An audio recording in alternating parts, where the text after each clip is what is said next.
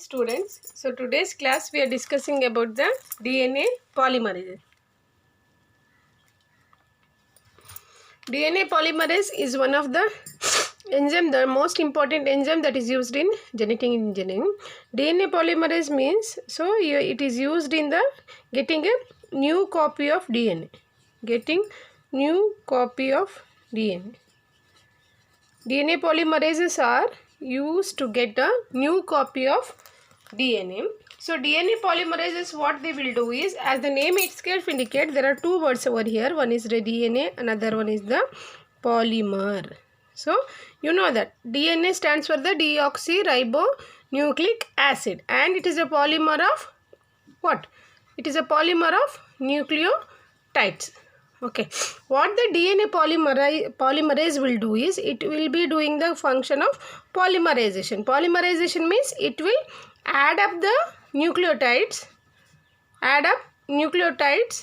to get a DNA molecule. Okay, it add up the nucleotides to get the DNA molecule, and it is used to get a new copy of DNA. So it is involved in the polymerization reaction. Polymerization of what? So nucleotides will be polymerized to give the DNA. But it is not so simple as it seems. To get the DNA should have a template strand. So to get the new copy of the DNA should have DNA should have a template strand that you will study in detail when you are studying the DNA replication. So but here we just discuss about the DNA polymerases which are important to genetic engineering. So what happens in DNA polymerase is, say for example, in the classical way of DNA polymerase, what happens is, if you have two strands of DNA, okay, so in genetic engineering what we will do, we will take one strand and we'll consider it as template strand, and then the nucleotides are also added over here. Okay, and a primer is added. Okay, what happens? This DNA polymerase, what it does is, then the DNA polymerase is added. Then what happens is, DNA polymerase, it will take the template strand, it will take up the template strand as a reference, and this primer will be binded to the template strand because of the complementarity. And then what happens, it will keeps on adding the nucleotides one by one, like this. In one cycle it will add like this, and in the second cycle it will further extend like this. Okay, it will keep on adding the nucleotides. The DNA polymerase will add up the nucleotides to the 3' end. Say here 5' and 3'. You know that DNA is antiparallel. It is having the two strands. 5', one strand is running in 5' to 3' direction. Another strand is running in 3' to 5' direction. So this particular DNA polymerase, what does it will do is, it will add the DNA to the 3' end of the nucleotides. That means, so it will be doing the 5' to 3' polymerase activity. 5' to 3' polymerase activity. So polymerization means adding the nucleotides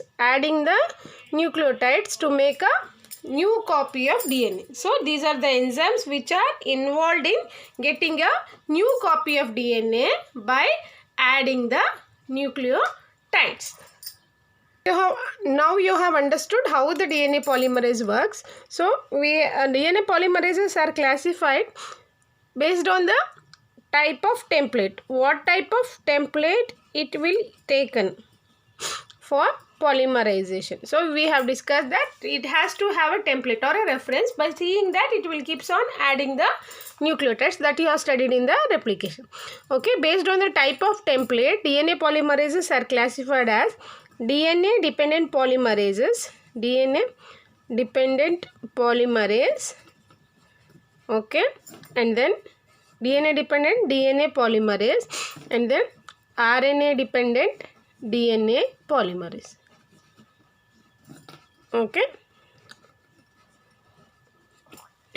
So based on the type of template they will use for the polymerization, they will be DNA polymerases will be classified as DNA dependent DNA polymerase and RNA dependent DNA polymerase. So now coming to the DNA dependent DNA polymerase.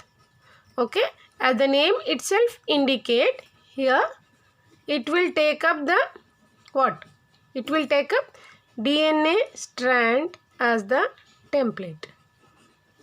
Okay, here these kind of polymerases, that is DNA dependent DNA polymerases will be taking the DNA strand as a template. All the classical DNA polymerases will fall into this category. So here in your syllabus will be having the two polymerases like this. One is DNA polymerase 1.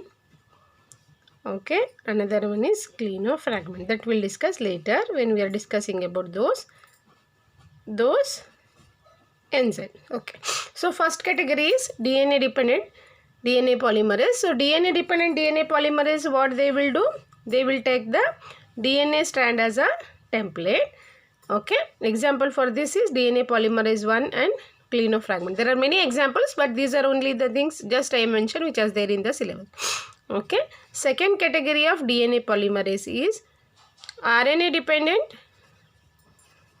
DNA polymerase.